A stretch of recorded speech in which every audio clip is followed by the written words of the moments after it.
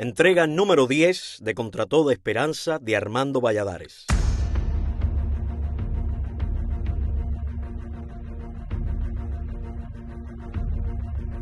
Hemos alcanzado las primeras 100 páginas de la obra.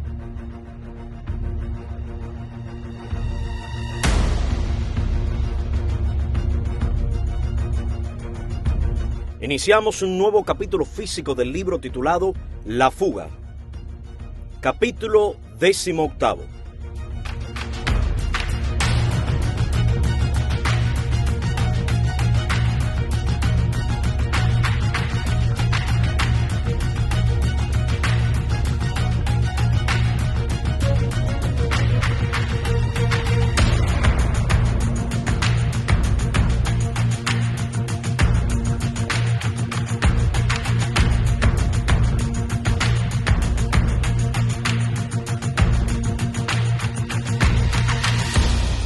De regreso, Ulises, Boitel, Brito y yo nos reunimos en mi celda. Todo marchaba bien. Un hombre, mandado por los que enviarían el barco, habían entrado con la visita. Boitel habló con él unos minutos a través de la cerca. Quería saber cómo pensábamos salir de allí, porque ellos lo creían imposible. Boitel le dijo que teníamos un plan que trataríamos de llevar a cabo, pero los detalles no podía dárselos. Se acordó que una embarcación nos recogería en la desembocadura del río Júcaro, muchos kilómetros al sureste del presidio, el 21 de octubre a la 1 de la madrugada. Nosotros la esperaríamos 2 días seguidos. Se convinieron las señas para identificar la nave. Saber que nuestros planes de fuga adelantaban nos llenó de alegría. No nos interesaban ahora las decenas de noticias y rumores que había traído la visita. En menos de 2 meses, nosotros intentaríamos obtener la libertad por medios propios. Este pensamiento me hacía sentir ya fuera de aquellas rejas. Mientras un hombre piensa en su libertad y lucha por obtenerla, aunque tenga cadenas a los pies y brazos, no se siente esclavo. Seguro que no. Con el frasquito de petróleo y la pimienta en polvo para neutralizar a los perros que lanzarían tras nuestro rastro y las tabletas para teñir de verde olivo los pantalones, completamos cuanto necesitábamos. Todo lo demás estaba escondido convenientemente. Nada sabía nuestra familia de lo que proyectábamos. No solo comunicamos por la gravedad del asunto y para ahorrarles angustias. Solo Carmen, la novia de Boitel, estaba al tanto de todo porque fue el enlace, la coordinadora de toda la actividad en el exterior. Su participación fue decisiva. Sin ella, no hubiéramos podido pensar en el reto de romper el mito de que no había quien pudiera escapar del presidio de Isla de Pinos. No abandonamos nunca la observación. Ahora los 4 debíamos vigilar para familiarizarnos con los alrededores por los que tendríamos que cruzar. Necesitábamos conocer el movimiento del cuartelito, las postas, los recorridos de las mismas. Resultaba aburrido, pero gracias al perpetuo acecho, semanas después, hubiéramos sido capaces de hacer el recorrido con los ojos cerrados. El camino, bordeado de dagames, que llevaba hasta el bohío donde lavaban y planchaban los uniformes de los soldados, iba a ser nuestro primer sendero. Para los que nos observaran, nuestro destino sería la casita. No despertaríamos sospechas porque todos iban a ella. Al costado del cuartelito, de donde arrancaba el camino de tierra rojiza, había una puerta pequeña. El guardia de posta a la entrada del cuartel, frente a la calle misma, siempre se mantenía a unos 10 metros de ella. Por esta puerta jamás pasaba vehículo alguno. Solo servía de entrada a militares y milicianos que, de no utilizarla, habrían tenido que dar un rodeo de un par de kilómetros por lo menos para llegar a la casita. Aquella salida era en realidad muy útil.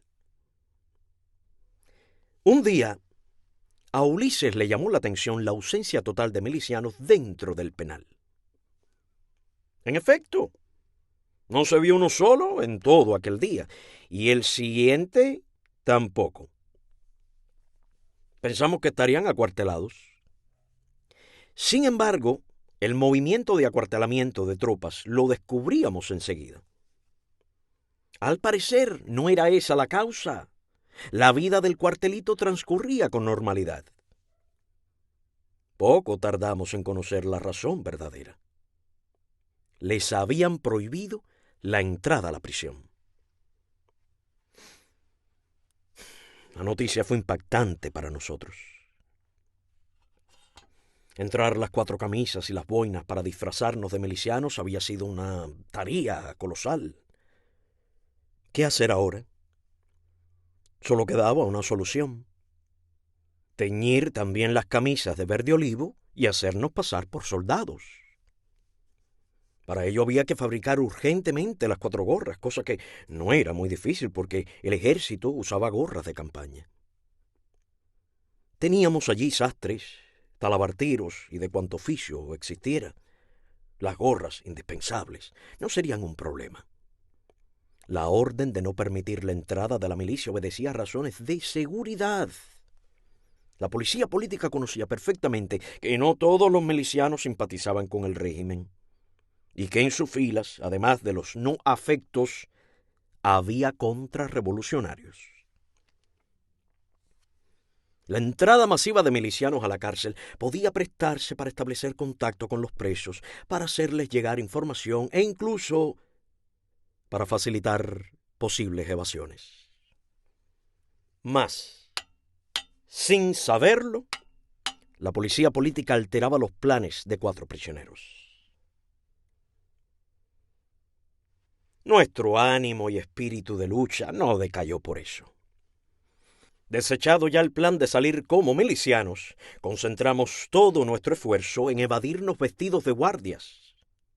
Por suerte, las pastillas de tinte eran suficientes. Por fuera de las circulares, además de los reflectores fijos y de los instalados en la garita, que barrían todo el presidio con sus chorros de luz blanquecina, a unos metros había un tendido eléctrico con bombillas de 500 bujías. Estas bombillas no se apagaban jamás, permanecían encendidas día y noche. No importaba que el cielo fuera azul y un sol clarísimo lo alumbrara todo, seguían encendidas. Al oscurecer se iluminaban los otros reflectores y comenzaban a peinar todo el presidio, edificios, ventanas, áreas verdes. La hora decidida para nosotros para escapar era minutos antes de que oscureciera, para evitar así el peligro de los reflectores. Sin embargo, una de aquellas bombillas estaba frente a la celda, de modo que decidimos inutilizarla en el momento de salir. Usaríamos para ello un tiraflechas desde el 2º piso, pues desde allí era más fácil hacer blanco. Estaba yo de guardia cuando iniciaron los trabajos, y lo que vi hizo que el alma se me cayera a los pies.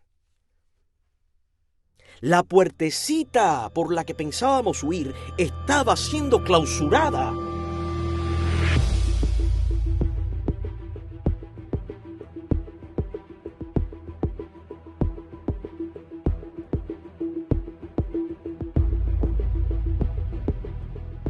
Abrieron unos agujeros, colocaron potes de metal y un paño completo de malla de acero, tal y como estaba el cordón. La puerta desapareció así, y con ella nuestras posibilidades de escapar.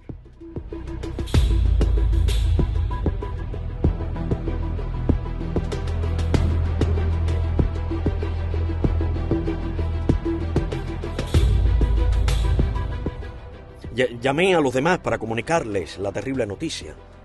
Creo que no habían recibido una tan mala en los últimos tiempos. Ahora sí, el reto era más que difícil. No obstante, decidimos seguir observando en busca de alguna solución.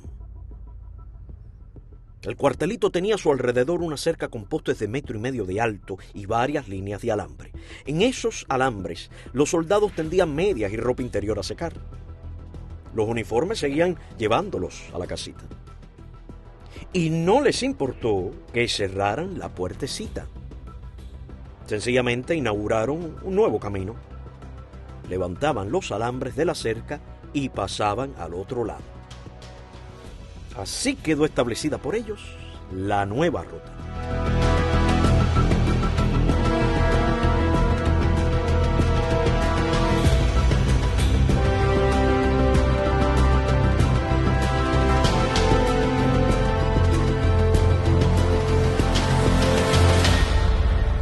Si queríamos escapar, tendríamos que hacer como ellos. Pero la empresa era más arriesgada ahora. Había que entrar al cuartel y esto elevaba muchísimo el porcentaje de posibilidades en contra nuestra. Después que uno lleva meses preparándose para una acción de esta naturaleza, es imposible desistir. Y a medida que surgen obstáculos, se van eludiendo con nuevas variantes. Acordamos escapar por aquella vía, la única que existía, aunque tuviésemos que pasar por dentro del cuartel. Nuestra atención se concentró en la actividad misma del cuartel, en observar cómo entraban y salían los militares. La clausura de la puerta permitía a la escolta de la posta frente al jardincito más libertad de movimientos, al no tener que permanecer junto a ella. Esto fue una ayuda para nuestros planes, pues de las 2 entradas que tenía el cuartelito, podríamos utilizar la que estuviera más lejos de la escolta en el momento de llegar nosotros. Creo que ningún plan de fuga tuvo más inconvenientes que vencer más interrupciones que el nuestro. Los militares continuaban reforzando sus sistemas defensivos, destrozaron el terreno al fondo del cuartel. Con bulldozers arrancaron árboles y arbustos, dejando más de 100 metros tan lisos como una pista para aviones. Al mismo tiempo, levantaron una alambrada de más de 3 metros para sustituir la endeble cerca anterior. A esta nueva verja le colocaron una línea de alambres de púas cada 10 centímetros. Si el cuartel era atacado desde el exterior, su asalto sería más difícil. Aquella alambrada pareció clausurar definitivamente nuestras esperanzas de escapar. Ahora sí estábamos desolados. Escudriñábamos con ansiedad todo lo que quedaba al alcance de nuestros ojos, buscando un lugar, un rincón, una posibilidad de huir. Y no debía ser después de la fecha fijada para que nos recogieran en la costa. La mañana en que varios guardias provistos de picos y palas iniciaron una excavación al pie de la alambrada, yo estaba vigilando. ¿Qué sería aquello? No los perdí de vista con el catalejo ni un solo segundo.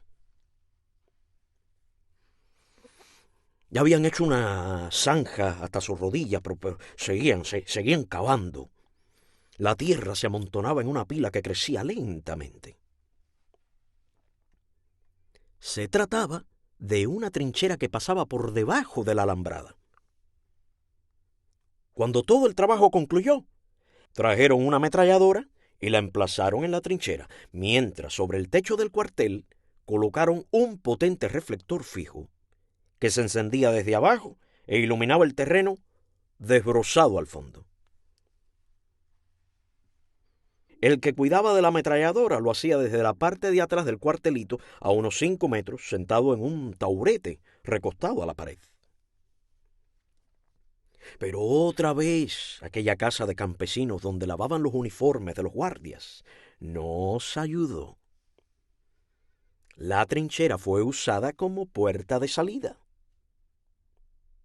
Sentimos una enorme alegría cuando vimos que los guardias comenzaron a entrar y salir por ella para llevar o recoger sus uniformes. Ay, nos quedaban muy pocos días y por eso apresuramos los preparativos. Boitel sacó los pelos de cegueta para cortar los barrotes. Descubrimos entonces que eran lisos y no tenían soportes en los extremos para dejarlos fijos a la ranura del marco metálico donde debían montarse. Con el asa de un cubo fabriqué el marco estrecho para que cupiera entre los dos barrotes.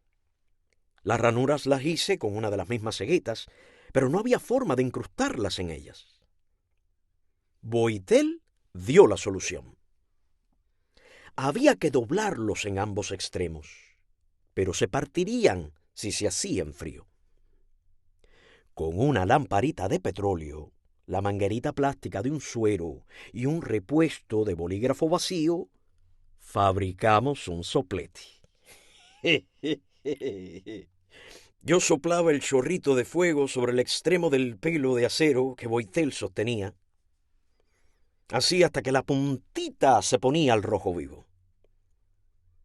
Con las tenazas que usaba el barbero para extraer muelas y unos clavos y punzones, se doblaron sin que se partieran. Después de doblados, otra vez fuego con ellos, y al rojo vivo los sumergimos en un pequeño recipiente de aceite para que no perdieran el temple. Así preparamos media docena. Ulises, por su parte, procedía a teñir las gorras que, entre paréntesis, habían quedado mejor que las que usaban los propios guardias. Como Carrión no iba con nosotros, cambiamos su lugar con Brito, pues si Carrión se quedaba en la celda desde donde se había producido la fuga, las represalias que caerían sobre él serían terribles. Para cortar los hierros de la ventana, Boitel y yo teníamos que tomar precauciones. Entonces permitían tender ropa por fuera de las rejas hasta las 5 de la tarde. Así que con poner una toalla a secar, ya estábamos protegidos de las miradas del exterior. De todos modos, mientras uno cortaba los barrotes, otro tenía que vigilar, pues aún con la toalla el movimiento podía atraer la atención de algún militar. Cuando alguien se acercaba, dejábamos de cortar. Para precavernos de la eventual subida de un guardia a la torre, se bajaron las literas y se tendió otra toalla que colgaba de los extremos, mientras Carrión permanecía en el estrecho pasillo para obstruir la visión, no solo de los guardias, sino de indiscretos dentro de la misma circular. Donde sabíamos había delatores que, de ver algo, lo denunciarían a la guarnición. Los barrotes que debíamos cortar eran 3. Aunque Brito, Boitel y yo cabíamos por el espacio que dejarían 2 barrotes, Ulises, el gordo del grupo, no pasaría. No terminábamos de cortarlos por completo. Se dejaron 2 puntos de unión que luego, en unos minutos, separaríamos por completo. Se hacía esto por seguridad. Asimismo, las ranuras que dejó el corte se rellenaron con cuchillas de afeitar que se introducían a presión. Cuando los guardias hacían requisas, pasaban por los barrotes un hierro que arrancaba un sonido uniforme de aquella especie de arpa rígida que era la ventana. Si uno de los barrotes estaba cortado, esa continuidad sonora se interrumpía y se descubría. Mas al no cortar totalmente los barrotes y rellenar con cuchillas las ranuras, la vibración no quedaba interrumpida. Podía el guardia tocar el arpa de la reja con un hierro, que el sonido se prolongaba uniformemente. Luego de colocadas las cuchillas, se ocultaba la ranura con una mezcla bien espesa fabricada con una pasta dental y leche en polvo. Se cubría y se le pasaba la suela del zapato para envejecer y ensuciar un poco el barrote. Quedaban así perfectamente disimulados los cortes. El preso que vivía debajo de nosotros, en la 64 del primer piso, había sido un combatiente en la lucha contra Batista. Boitel y yo fuimos a hablar con él y le planteamos claramente que necesitábamos su ayuda para la fuga. Lo único que tenía que hacer era cambiar de celda con nosotros. Eso no implicaba ningún riesgo para él. Le explicamos que si teníamos que saltar desde el segundo piso, que en realidad venía a ser un tercero, pues en la planta baja no había celdas, la caída podía resultar peligrosa. La celda del primer piso era ideal. No obstante, no hubo manera de convencerlo. Se negó con unos pretextos inconcebibles. Entonces hablamos con Gomila, muy amigo de él, para que tratara de convencerlo. Pero fue inútil. Tenía miedo. Temía a las represalias. Es interesante ver cómo el valor de unos hombres es temerario para ciertos actos y para otros no. Y no podía ser otra celda, solo la 64 nos servía. Decidimos saltar desde el segundo piso. Aumentaba otra vez el peligro, pero había que actuar sin pérdida de tiempo. O perderíamos el barco que nos recogería en la costa. Y pusimos manos a la obra. Fabricamos 6 piezas con platos de aluminio que se usarían luego de nuestra escapada para volver a colocar los barrotes en su sitio. Eran unas plaquitas que unirían los hierros cortados a los que quedaban en la reja. Se atarían con un alambre y como las placas habían sido pintadas del mismo color que las rejas, la ronda no distinguiría nada desde abajo. No podíamos dejar el hueco en la ventana porque la posta los descubriría, daría la alarma y no llegaríamos ni al cuartelito. El tiempo necesario para esta operación de nuestra retaguardia se ganaría entreteniendo al guardia que daba vueltas con la simple estratagema de sacar una toalla. Cosa que a esa hora estaba prohibido. El preso le pediría permiso, él le respondería que no estaba autorizado. El preso le diría que le autorizara una hora tan solo, que no tenía más toallas. Y esos segundos de conversación serían suficientes para que Carrión, Vidal y Chaguito colocaran de nuevo los barrotes. Incluimos en nuestro equipo mosquiteros verde olivo para cubrirnos la cabeza, porque los mosquitos de las zonas cenagosas son capaces de enloquecer a cualquiera. Guantes negros y debajo de las camisas, chalecos con varias filas de bolsillos donde llevaríamos las tabletas para purificar agua, barras de chocolate, medicinas de urgencia, cuchillas de afeitar, fósforos en envases sellados a prueba de agua, un espejito para señales, etc. Con la orientación no tendríamos dificultades, pues habíamos estudiado los mapas y aunque fuera de noche, confiábamos en que no nos perderíamos, si bien para guiarnos no teníamos más que una pequeña brújula de las que tienen algunos llaveros como adorno. Pero yo conocía las constelaciones más importantes, y Brito también, que era de nosotros el que más sentido de la orientación tenía por haberse pasado toda la vida navegando. Boitel seguía obsesionado con la idea de llegar a la conferencia de Punta del Este.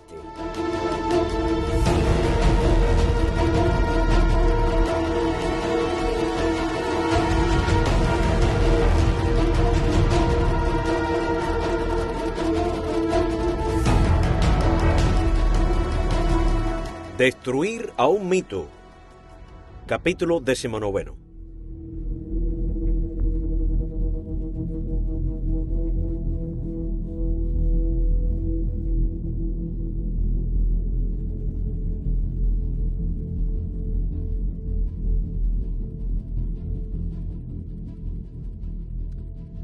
Teníamos un grupo valioso de amigos, cuya colaboración fue utilísima.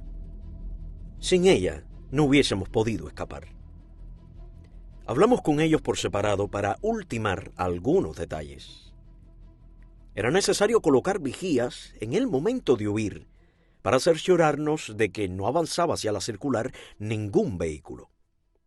Por tanto, 3 compañeros nuestros, repartidos por los pisos, se encargarían de esta observación y darían la señal de vía libre a Chaguito, que se encontraría a la entrada de la celda. Ulises mandó preparar una soga por la cual nos deslizaríamos hasta tierra desde lo alto de la ventana. Las sogas se fabricaban destejiendo los hilos de los sacos de yute. Se unían 10 o 12 de estos hilos para obtener una hebra gruesa. Luego la soga se hacía torciendo 4 o 5 hebras juntas. Las sogas, si estaban bien tejidas, eran lo suficientemente resistentes como para soportar el peso de un hombre. Ya los uniformes estaban teñidos y planchados, y las gorras eran impecables. Amaneció nuestro día, el 21 de octubre de 1961. Hubo visita en la circular número 3. Fuimos a hablar con Perdomo, pues sabíamos que él y León, en la celda del primero, la 13, estaba cortando los hierros con miras a escapar próximamente. Les comunicamos esa misma tarde que lo intentaríamos nosotros, para que tomaran precauciones y tuvieran tiempo de ocultar los equipos, ceguetas o camuflar los hierros, etc.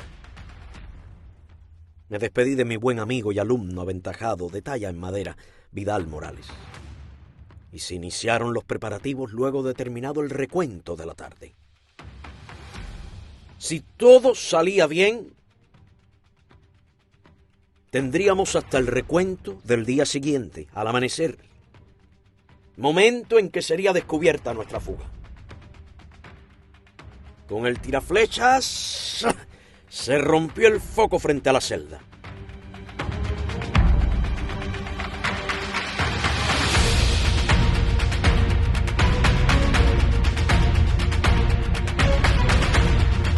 Llegó el momento de la fuga. Damas y caballeros, amigos y amigas, llegó el momento de la fuga de Armando Valladares.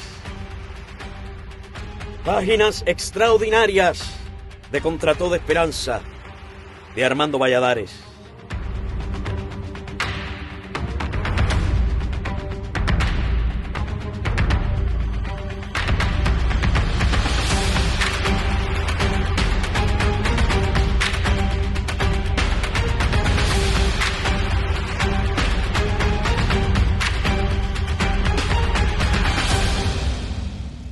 A partir de aquel momento en que los 4 entramos a la celda, todo fue hecho con rigor cronométrico. De pronto notamos que faltaba la soga. Carrión corrió a buscarla y luego nos vestimos. Los chalecos, las bandas de goma con los cuchillos, cigarros, fósforos en los bolsillos, dinero cubano y dólares que yo llevaba en una vieja billetera, los carnés de identificación. Empezaba a atardecer. Ya el escolta que daba vueltas a la circular había llegado y había hecho una ronda con desgano. Fumaba y su perro marchaba con él. Con un pedazo de tela humedecida en petróleo, nos frotamos las axilas y los genitales para desorientar a los perros. Los primeros en saltar serían Brito y Ulises. Chaguito, en la entrada, daría los avisos atendiendo a las señales que iría recibiendo de los vigías. Obregón cubría las escaleras. El guardia conversó con su compañero que hacía el mismo turno de vigilancia alrededor de la circular 3 y los dos se alejaron. Quitamos los barrotes, ya la soga estaba amarrada, Chaguito dio el ok y Brito salió y se deslizó con rapidez. Detrás Ulises, seguido por Boitel. Pero en ese momento se apagaron todas las luces. Un apagón general. Yo no lo sabía, pero la soga se le había destrenzado a Boitel, lo que le obligó a dejarse caer y se golpeó fuertemente, produciéndose 2 líneas de fractura en los huesos calcáneos, los que forman el talón del pie. Cuando yo salté, la soga destrenzada no tenía espesor suficiente. Fui a dar una brazada rápida y me quedé con unas hilachas en las manos. Me precipité al vacío y caí sobre un montón de escombros. Sentí un dolor terrible en el pie derecho, pero me incorporé instantáneamente. En momentos de peligro, el hombre es capaz de actos increíbles, de sobreponerse a dolores y limitaciones físicas. Es como si la mente, ocupada en un solo objetivo, bloqueara todas las demás sensaciones. Más adelante sabría que en la caída me había fracturado el calcáneo, el escafoide y la primera cuña.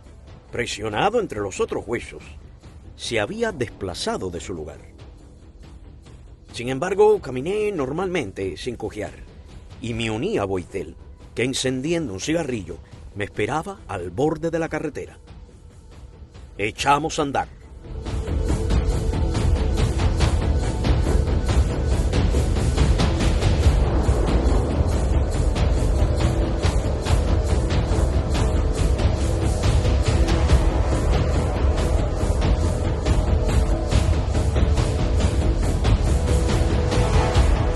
No habíamos tenido tiempo de cruzar palabra cuando salió del hospital el sargento Pinguilla, el que hacía los recuentos.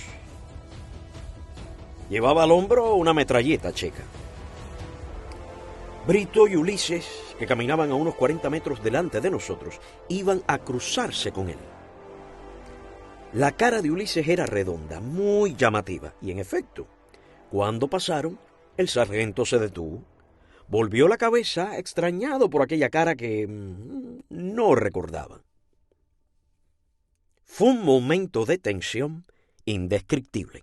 Ulises se le había hecho sospechoso. Boitel y yo, que nos acercábamos al sargento, alzamos la voz conversando. Mira qué prisa lleva el gordo que ni espera por nosotros. Ya está desesperado por regresar a La Habana. Si el capitán Quindelán estuviera ahora, nos iríamos mañana temprano. El sargento pudo escuchar perfectamente mis palabras, que respondieron a sus dudas, a sus interrogantes. No los conocía porque eran de La Habana y estaban allí para ver al capitán Quindelán, jefe de la guarnición. Indudablemente que su mente simplista estaba satisfecha con mis justificaciones. Cuando pasamos a su lado, Boitel y yo charlábamos con naturalidad. Al cruzarnos, yo lo saludé. ¿Qué tal, sargento? Muy bien, mijo. Creo que por primera vez en los últimos 2 minutos logramos respirar. Si el sargento hubiera salido 30 segundos antes del hospital, nos hubiera sorprendido bajando por las cuerdas. Era aquel uno de los riesgos imprevisibles. De escasos segundos había dependido que estuviéramos vivos o muertos. Pero gracias a Dios no había ocurrido nada. La noche llegó como de improviso, sin otro síntoma que esa penumbra que da paso a la oscuridad total. Caminando rumbo al cuartel se encendieron los reflectores de rastreo. Nuestro plan era bordear el edificio militar por los patios laterales, como hacían los guardias que iban a buscar calcetines y ropa a las cercas, o se dirigían a la casa aquella que les servía de tintorería. Debíamos salir por la trinchera donde estaba la ametralladora, avanzar hacia la derecha rumbo a los arbustos al costado del terreno desbrozado. Aquellos minutos serían decisivos, pues bastaría que el guardia de la ametralladora encendiera el reflector fijo sobre el techo para que se descubriera nuestra fuga. Pero en nuestras observaciones habíamos podido comprobar que esto solo lo hacían ya bien entrada la noche. Vimos a Ulises y a Brito entrar en el jardín del cuartelito como por su propia casa. El escolta estaba a la izquierda. Ellos torcieron a la derecha y los perdimos de vista. Ya había sombras y oscuridad. La pierna me dolía terriblemente, pero sabía que no podía permitirme cojear ni un solo paso. Eso hubiera sido fatal. Yo recordaba un episodio en la lucha revolucionaria contra Batista. Un estudiante universitario, con un balazo en la pierna, había entrado en un hospital de urgencia sin un solo titubeo, sin cojear, pues de haberlo hecho los militares de posta lo habrían descubierto. Pensé que si aquel estudiante pudo caminar derecho con un balazo, yo, con menos que aquello, también podría. Y lo logré.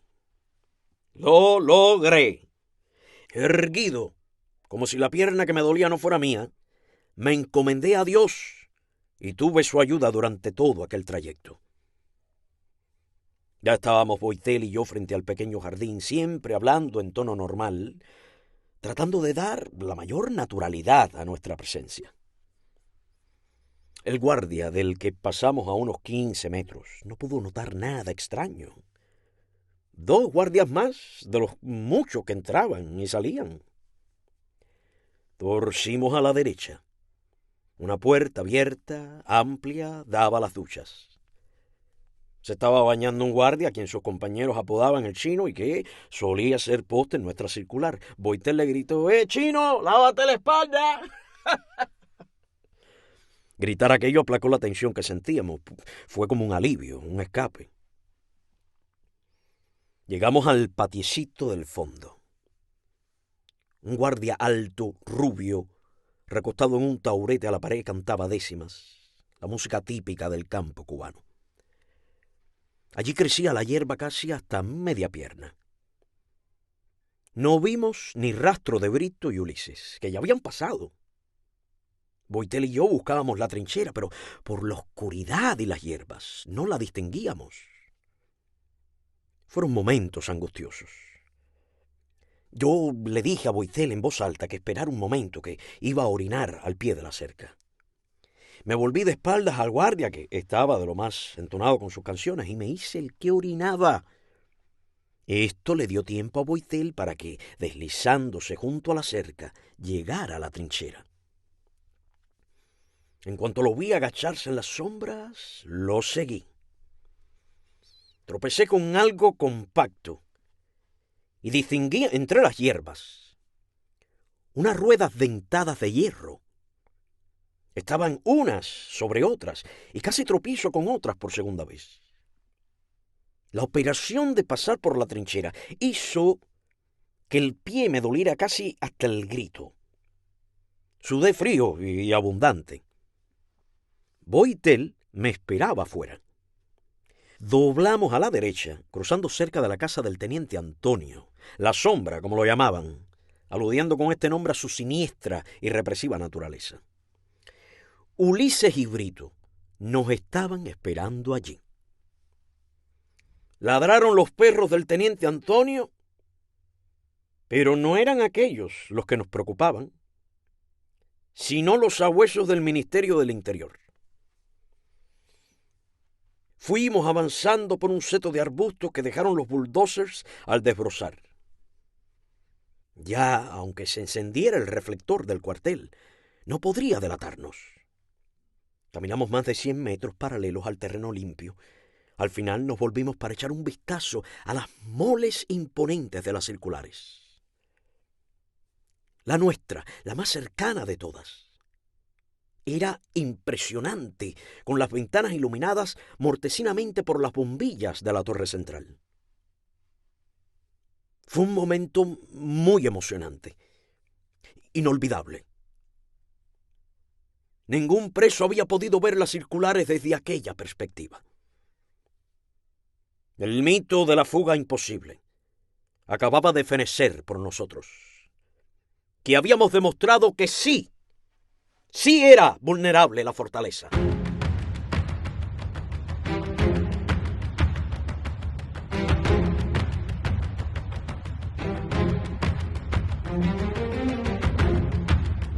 Nos adentramos en el monte. Hicimos un pequeño alto para dejar pistas a los perros. 3 trocitos de tela sobre los que echamos cuidadosamente un poco de pimienta en polvo.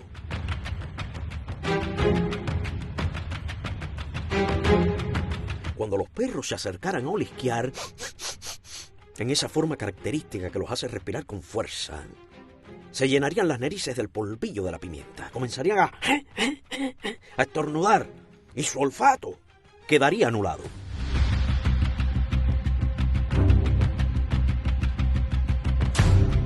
Los colocamos separados. Cuando saltamos, Nuestra retaguardia en la circular comenzó a trabajar de inmediato. Los barrotes fueron colocados en su sitio en la forma convenida, los materiales sobrantes, tales como pelos de cegueta, tabletas de tintes, etc., fueron entregados a otros amigos para futuros intentos. Lo más importante fue tomar medidas de seguridad en evitación de que alguno de los informantes internos pudiera avisar a la guarnición. Frente a una de las celdas del primer piso, donde vivía un prisionero del que existían fuertes sospechas de que era un delator, se situaron Vladimir Ramírez y otro más.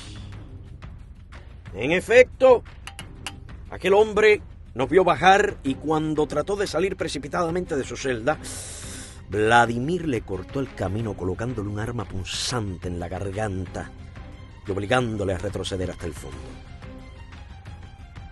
Lo mismo sucedió con otros sospechosos.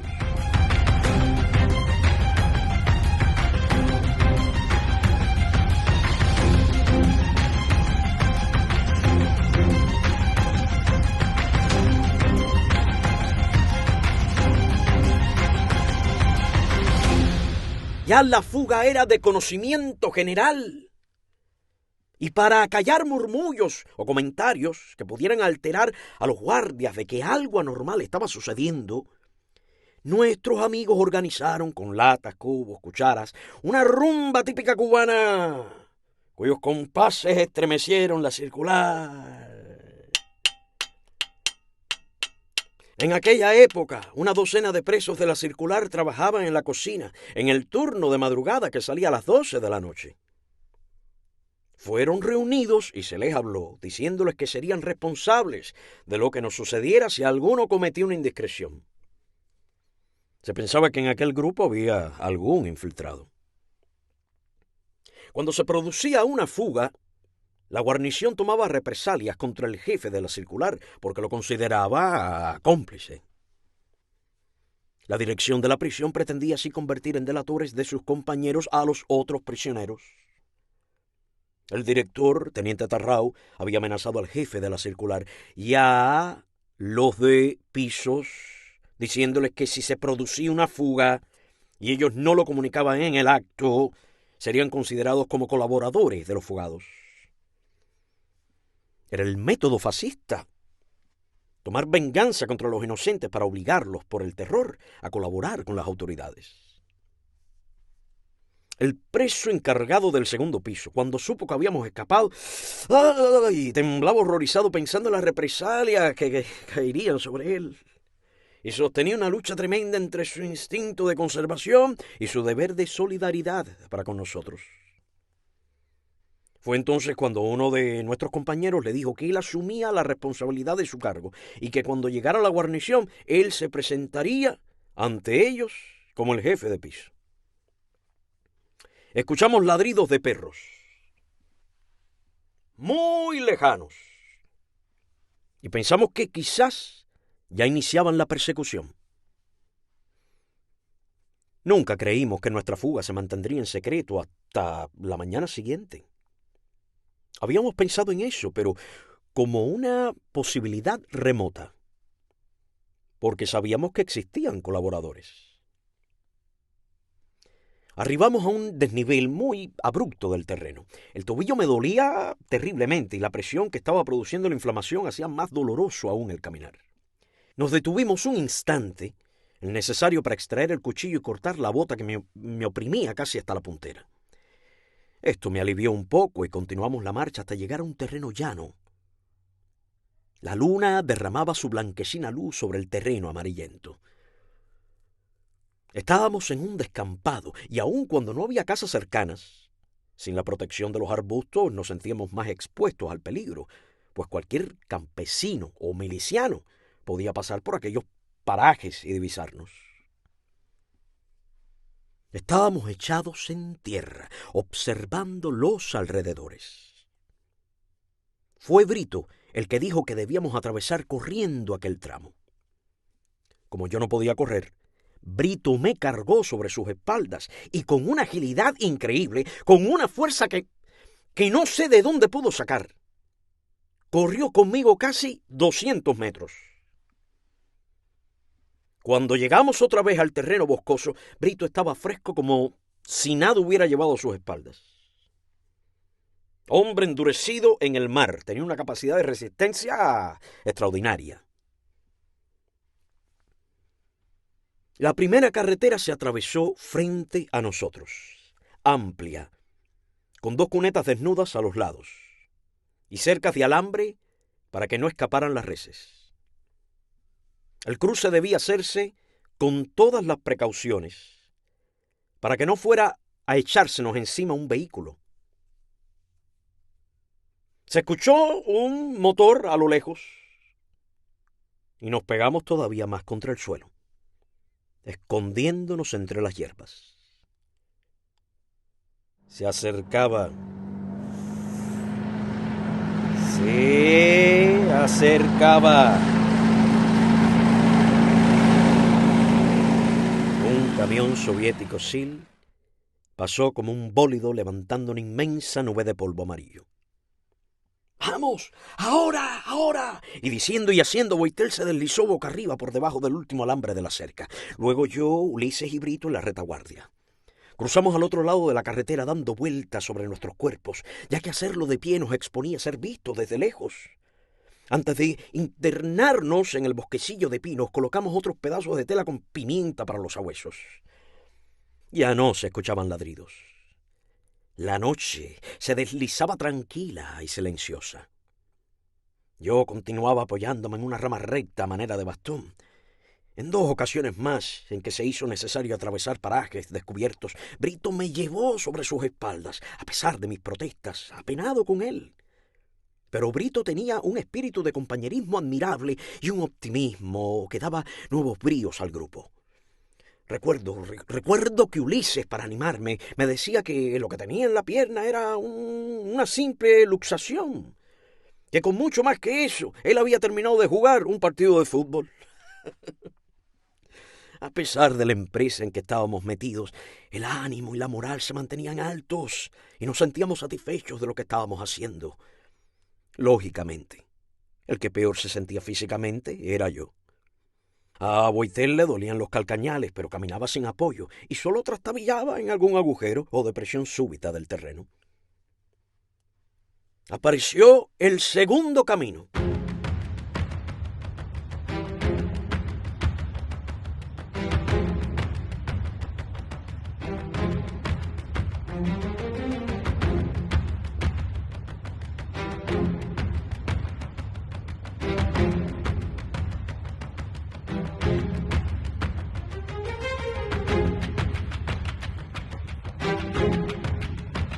Íbamos en ruta y nuestro mapa señalaba con exactitud todos los detalles que necesitábamos para orientarnos.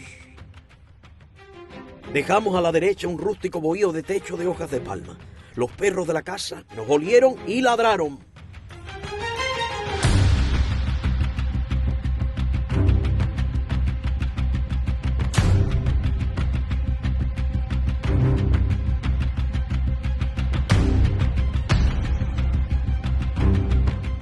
La vegetación comenzó a cambiar y aparecieron los mosquitos en nubes, agresivos. Nos acercábamos a las ciénagas del Júcaro, a la desembocadura del mismo río. Ese era nuestro objetivo, y la embarcación debía estar allí a la 1 de la madrugada. Brito iba a la vanguardia de explorador. El río solo estaba a unos metros delante de nosotros. A nuestra derecha un camino de tierra que llevaba al puentecito de madera señalado en nuestro mapa. Ahora debíamos torcer a la izquierda hacia el este. Una vegetación compuesta de altas hierbas y unas pequeñas palmas erizadas de espinas en las hojas cambió poco a poco el paisaje. Avanzábamos paralelamente al río.